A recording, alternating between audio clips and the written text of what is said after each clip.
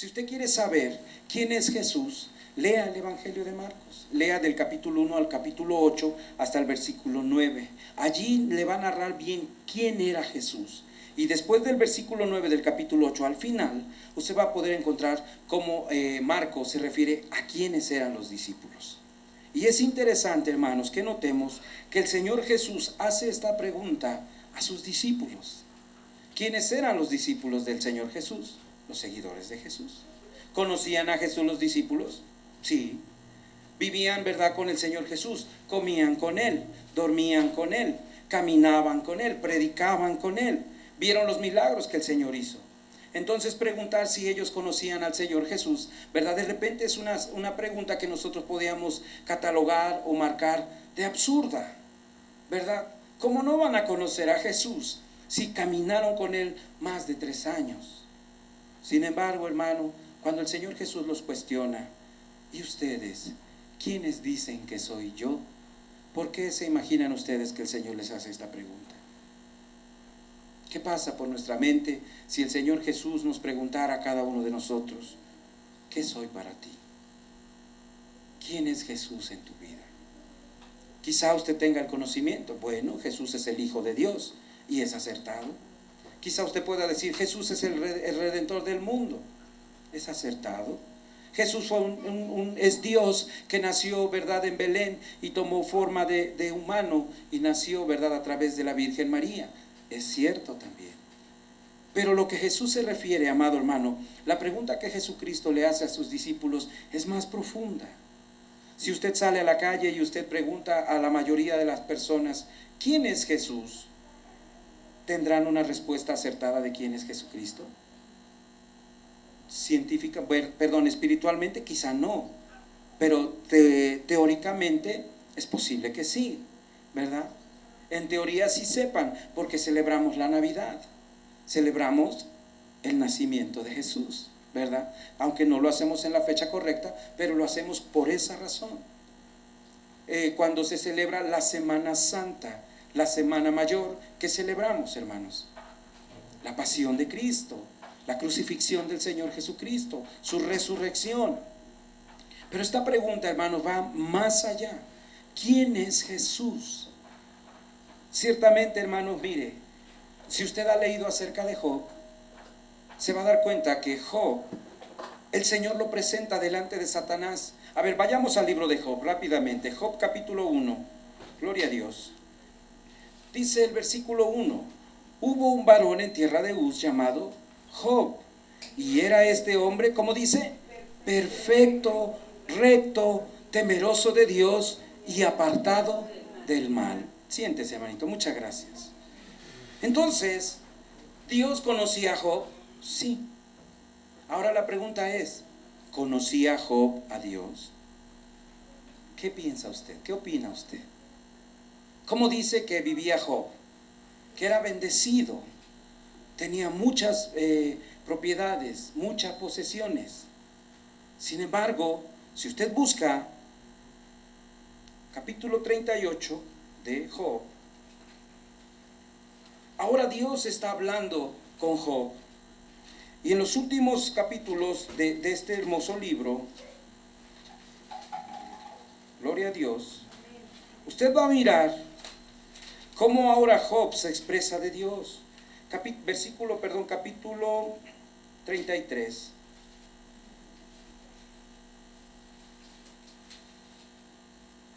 Aquí está hablando Dios con Job.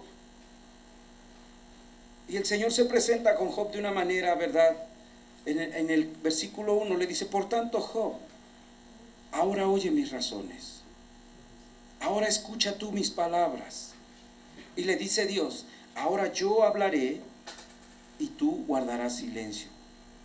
Mis razones declararán la rectitud de mi corazón, mis labios proferirán pura sabiduría, dice el Señor, y tú vas a guardar silencio.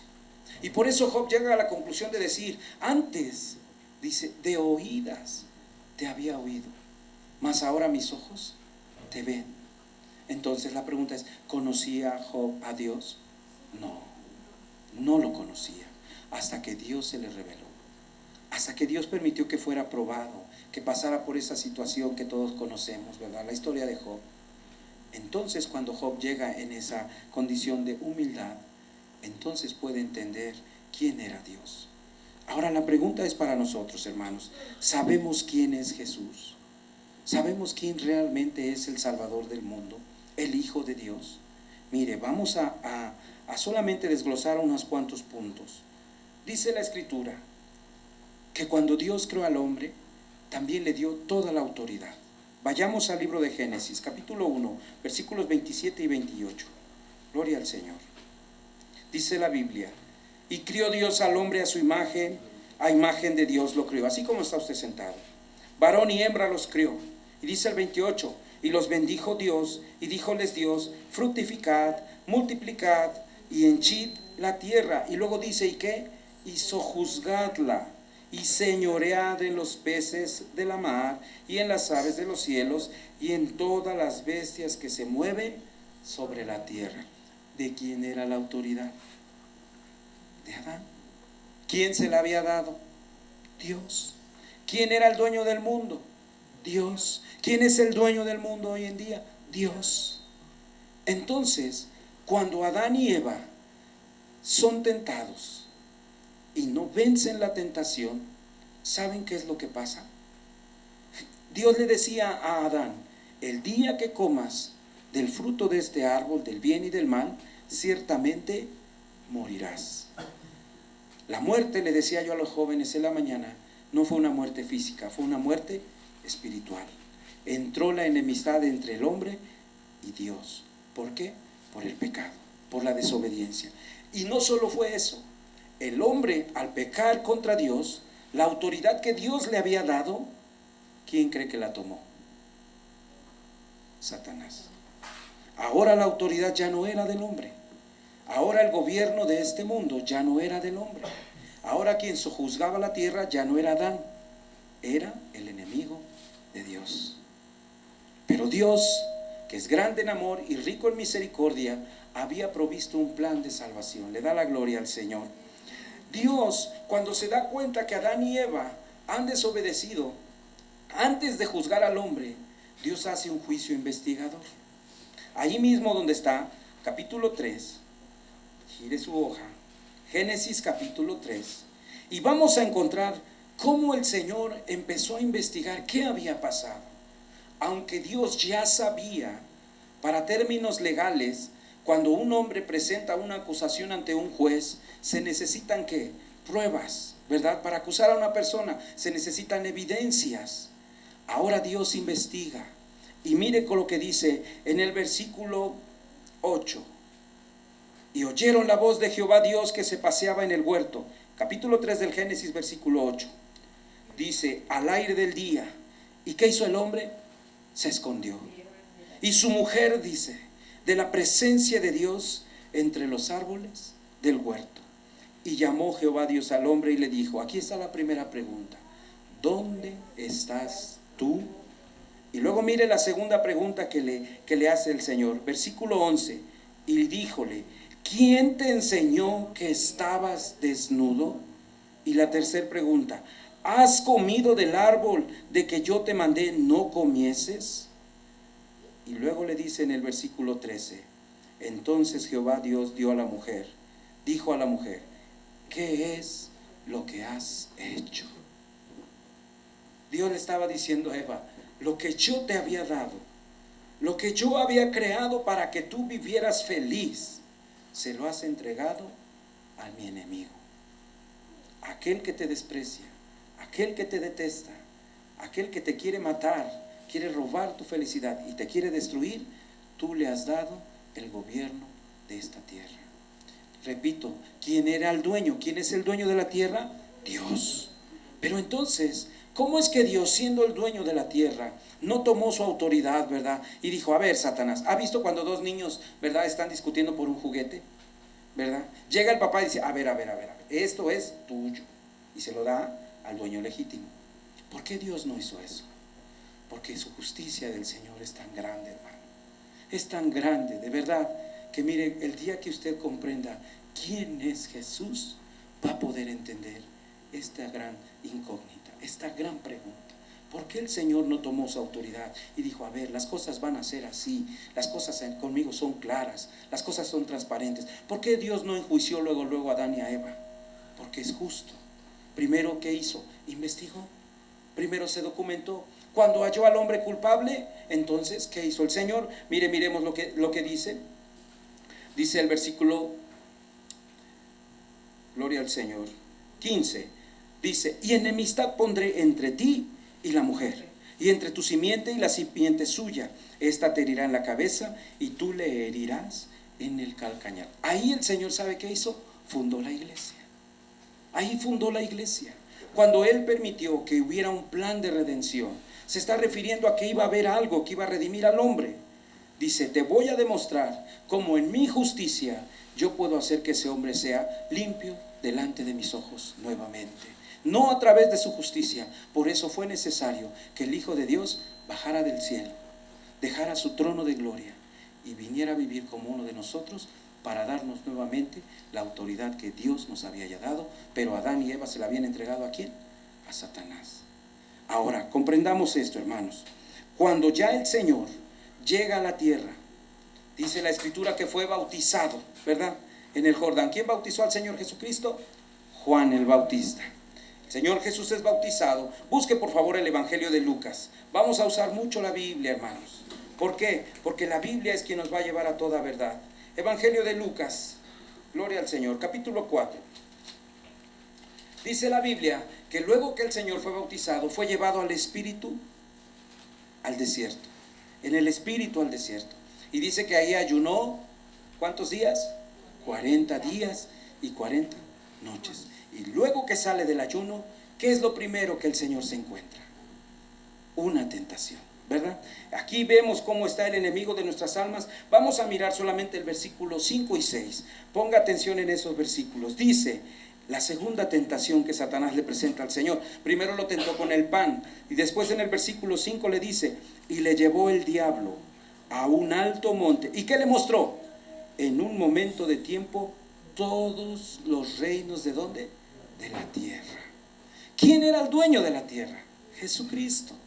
Pero porque Satanás se atrevió a ofrecer algo que no era verdad desde un principio de él. Ahora miren lo que le dice. Y le dijo el diablo, el versículo 6, ¿qué le dijo? A ti te daré toda esta potestad y la gloria de ellos, porque a mí es entregada y a quien quiero la doy. ¿Quién le entregó la autoridad a Satanás? Adán y Eva. Ahora mire, qué hermoso sería, ¿verdad? Que el Evangelio, cuando usted lo predica, la gente lo acepte. ¿No le llenaría de alegría? Que donde usted se pare y diga, ¿sabes qué, amigo? La solución es el Evangelio, y cayeran rendidos. Pero en honor a la verdad, ¿pasa eso?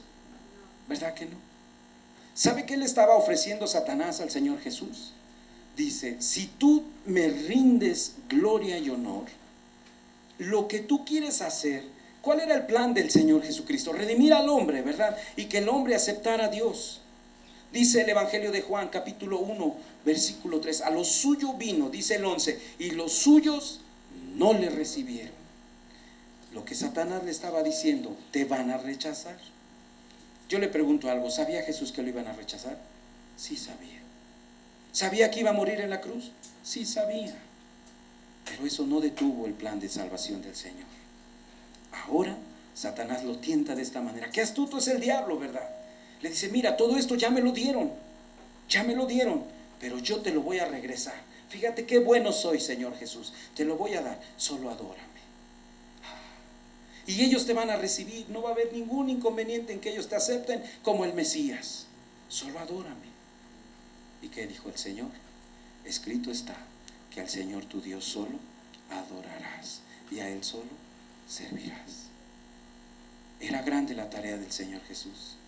¿Está comprendiendo ahora quién es Jesús? Él es el dueño del mundo, y siendo el dueño del mundo tuvo que venir y padecer para volver a tomar la autoridad, pero ahora de una manera rotunda, ahora de una manera firme, ahora de una manera definitiva, para que el nombre de Dios fuera glorificado. Le da la gloria al Señor. ¿Cómo la tomó? En la cruz del Calvario. Ahora puede entender por qué el Señor lloraba, y dice la Escritura que sus lágrimas eran como gotas de sangre. Él sentía, hermano. ¿Sabe lo que era para un hombre morir en la cruz? Para un hombre judío era una maldición.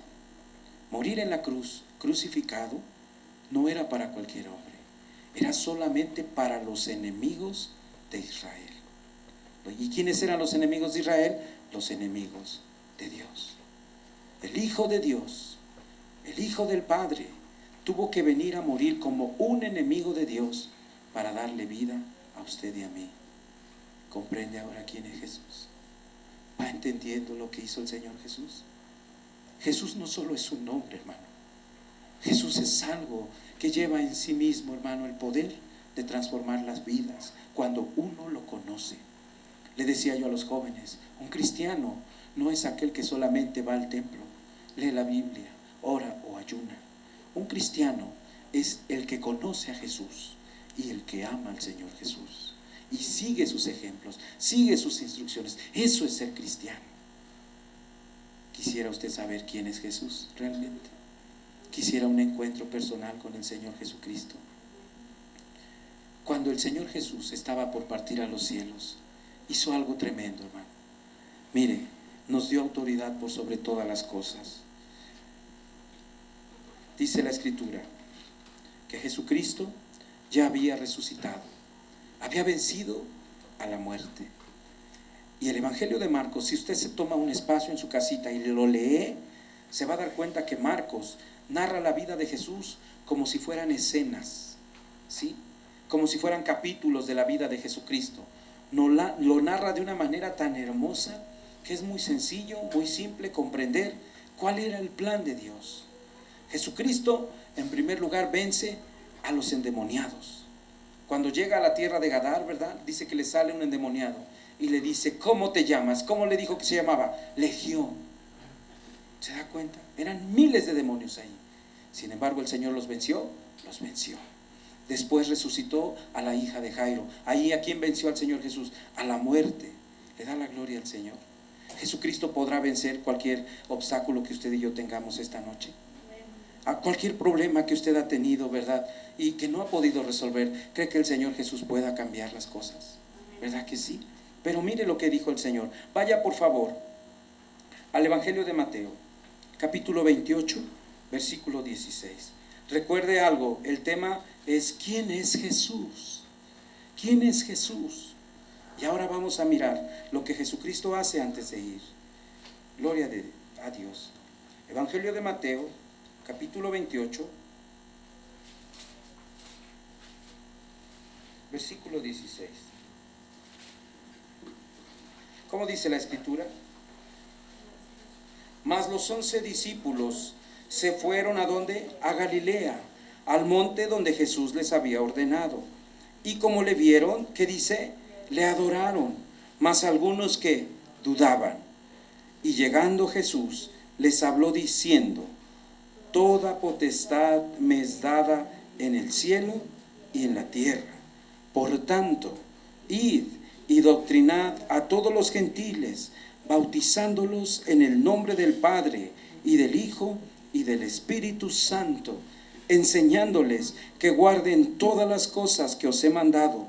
He aquí, yo estoy con vosotros todos los días. ¿Hasta cuándo? Hasta el fin del mundo.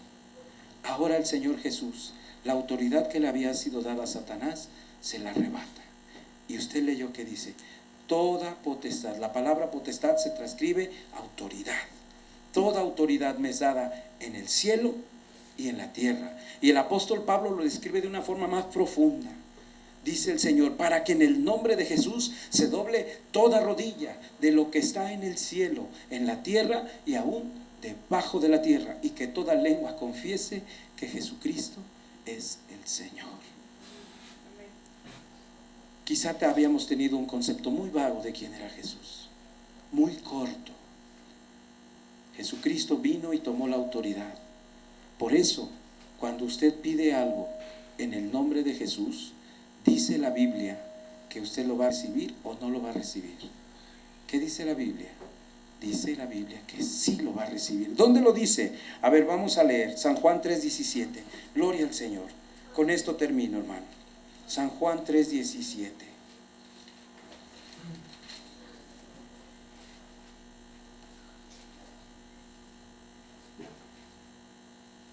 ¿Ya lo tiene?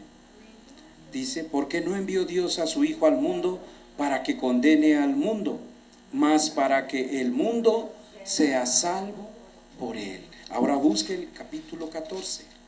Gloria a Dios. San Juan,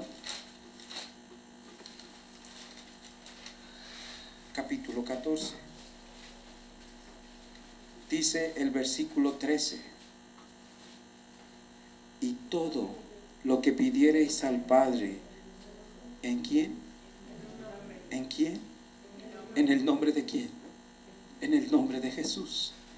Y todo lo que pidiereis al Padre en mi nombre, esto haré, para que el Padre sea glorificado en el Hijo. ¿Tiene autoridad Jesucristo ahora para responder nuestra oración? Debemos pedir en el nombre de Jesús, ¿verdad que sí?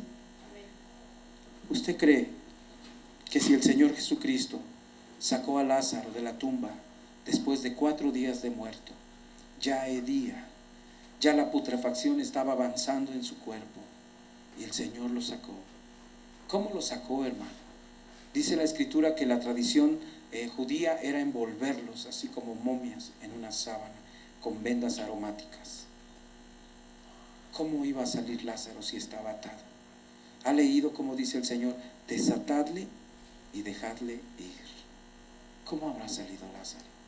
Si ese poder que el Señor Jesús mostró y manifestó cuando caminó entre nosotros, dijo, si ustedes creyeren en mí, cosas mayores que estas podrán hacer, si tan solo tuvieren fe. ¿Fe en quién? En el nombre de Jesús. Fe en el poder de Dios. Ese es Jesús. Ese es el Jesús que Dios quiere que usted y yo conozcamos. Ese es el Jesús que usted necesita. ¿Para qué nos sirve un Jesús en un cuadro? ¿Para qué nos sirve un Jesús colgado aquí en el pecho? ¿Para qué le sirve un Jesús adentro de la cartera o en el espejo retrovisor de su automóvil? ¿No es mejor un Jesús aquí en el corazón? ¿Verdad que sí? ¿Quiere usted orar? ¿Quiere ponerse de pie y poner su necesidad delante de Dios? Y si usted después tiene una necesidad, hermano, ponga su confianza en Dios, de verdad. Crea en ese Jesús que tomó toda autoridad. Y Él lo dijo, toda potestad me es dada en el cielo y en la tierra. Pida con confianza, ore creyendo, y usted verá la mano de Dios a favor de su necesidad. Vamos a orar. Padre, muchas gracias, Señor. Ciertamente no sabíamos quién eras tú. Antes de venir al Evangelio, Señor, habíamos oído hablar de ti.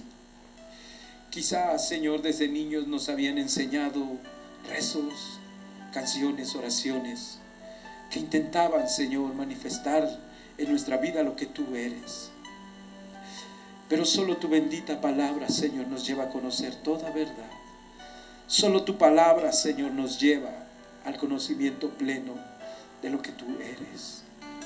Hoy, Señor, hemos comprendido que no solo es un nombre, eres Dios, eres lleno de gloria, Señor. Arriesgaste todo al venir a la tierra.